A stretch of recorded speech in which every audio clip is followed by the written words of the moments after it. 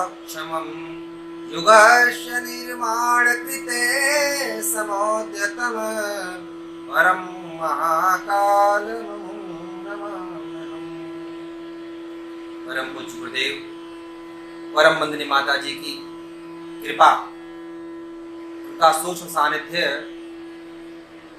हम सभी को हर क्षण हल पल प्राप्त होता रहता है।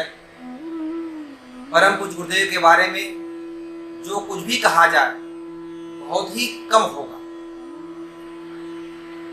मुझे गायत्री परिवार से जुड़ने का सौभाग्य 1990 में प्राप्त हुआ, जब हमारे विद्यालय के एक गुरुजन स्वर्गीय श्री दयाशंकर सिंह जी, जो आज दुनिया में नहीं है, उन्होंने विद्यालय में मुझे गायत्री महामंत्र और प्रार्थना कराने के लिए अधिकृत किया कि आपके द्वारा लोगों को प्रार्थना कराई जाएगी।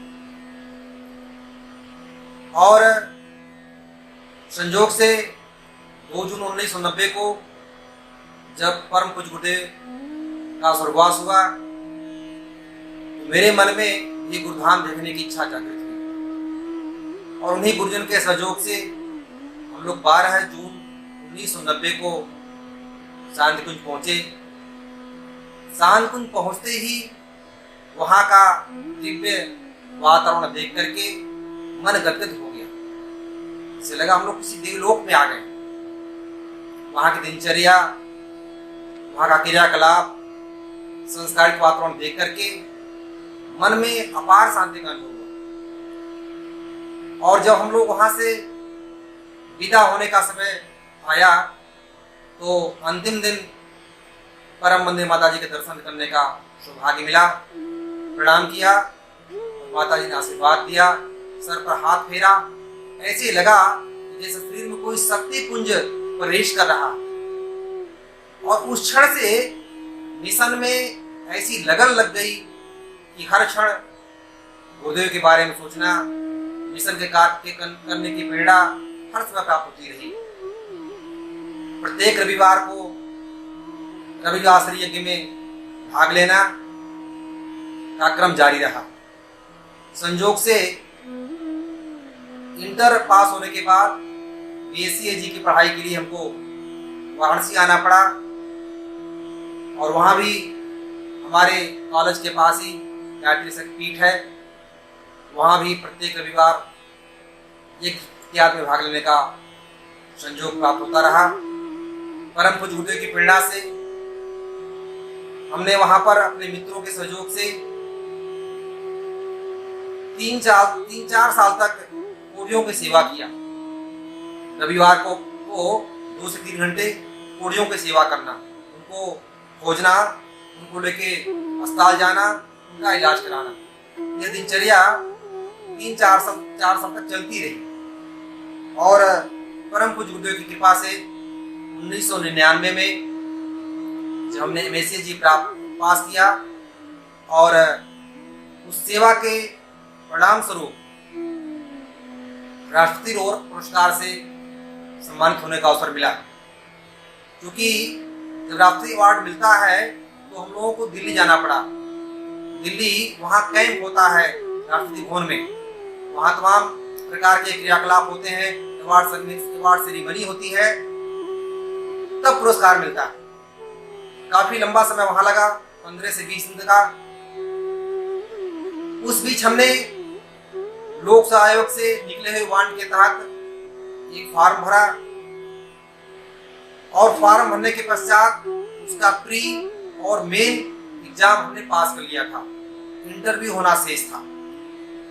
जब हम राष्ट्रीय अवार्ड सेरेमनी से वापस आए वो भी डेट आ गई, लेकिन डर मन में यह था कि तैयारी तो हो नहीं पाई है, क्योंकि हमने 15-20 दिन वहां खर्च कर दिए हैं, तो इंटरव्यू कैसे होगा।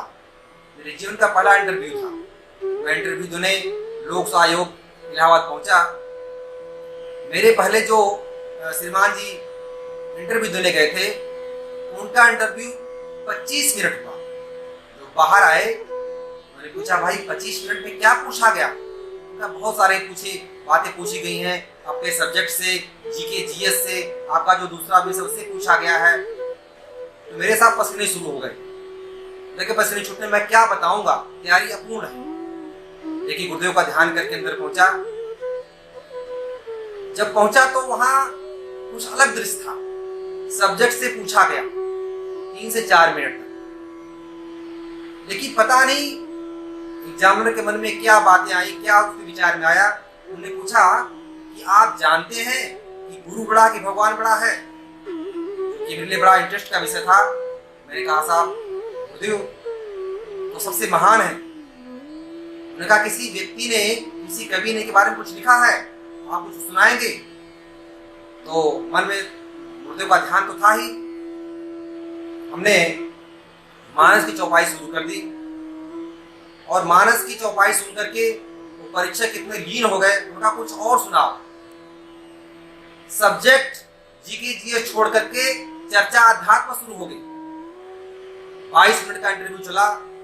अंत में परीक्षक ने ये कहा, मिस्टर सेठ, आपने जो त्याग किया है, आपने जो कोढ़ियों की सेवा किया है, आपको राष्ट्रीय पुरस्कार मिला है और आप जिस गुरु के भी शिष्य हैं वो गुरु से महान गुरु। बस मैं आपसे यह अपेक्षा करता हूं कि आप ऐसे ही लोगों की सेवा भविष्य करते रहना। और परम पूज्य गुरुदेव की असीम कृपा से मुझे पहले अटेम्प्ट में लोक आयोग से पास होकर के गन्ना प्रकाश समीक्षक के रूप में 2001 में तैनाती मिली।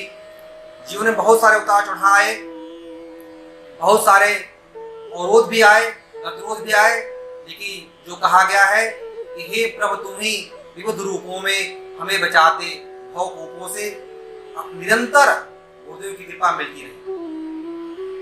बहुत सारे चमत्कार हमने देखे हैं। समय चूंकि कम है, बताना बहुत लंबा हो जाएगा।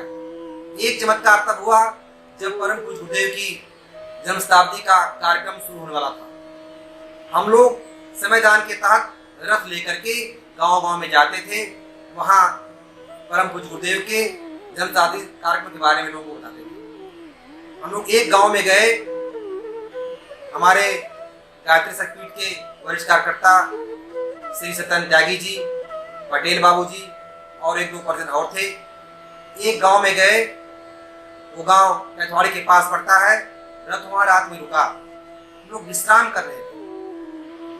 रात में 12 बजे उस घर की जो महिला है, जैसे लग रहा उनको कोई भूत प्रेत का साया कोई उनके ऊपर आ गया हो, लगी बड़बड़ाने, फला को बुलाओ, मेरे बेटे को बुलाओ, नाम लेके बेटे का, फला को बुलाओ, फला को बुलाओ, तुम कहाँ जा रहे हो, तुम क्या करने जा रहे हो, तुम फंस जाओगे। सब लोग जग गए। जब जगे तो उनके बेटे को बुलाया गया। मैंने कहा जल मंगाओ। पहले जल मंगाया गया। जल को गायत्री महामंत्र से मंत्रित किया गया। उनके ऊपर छींटे डाले गए। महिला शांत हो गई। उन्होंने पूछा भाई ये आपका नाम ले रही थी, बेटे बुलाओ की बात क्या थी? कहा भाई साहब आज मैं बहुत बड़े संकट से बच गया। क्या बात है? आज अगर ये महिला मेरी माता जी इस तरफ न बोलती, इस तरह से हल्ला न करती, तो मेरा प्लान था, एक व्यक्ति ने मुझसे कुछ पैसे ले रखे हैं, वो पैसे मुझको नहीं दे रहा है। आज प्लान था कि रात को उठता 12 बजे और जा करके उनका मर्डर कर डालता। तो बहुत चमत्कार हो गया। तो परम पूज्य गुरुदेव की प्रेरणा थी। इन्होंने ऐसा चमत्कार किया कि एक साये के रूप में उस महिला के ऊपर आए और बोले मेरे बेटे को बचाओ, मेरे बेटे को बुलाओ, मेरे बेटे को बुलाओ। अगर आज ये क्रम ना होता तो मैं वहां जाकर उनका मर्डर करता और मैं जेल में होता। तो मित्रों, परम पूज्य गुरुदेव, परम वंदनीय माता जी का जिस पर विश्वास है वो हर क्षण हर पल उनके साथ है और हम भी इसका आभास करते हैं और यही कहते हैं, हे प्रभु हमें विविध रूपों में सदा बचाते भव कोपों से, ऐसे परम उदार सद्गुरु एक तुम्ही आधार सद्गुरु।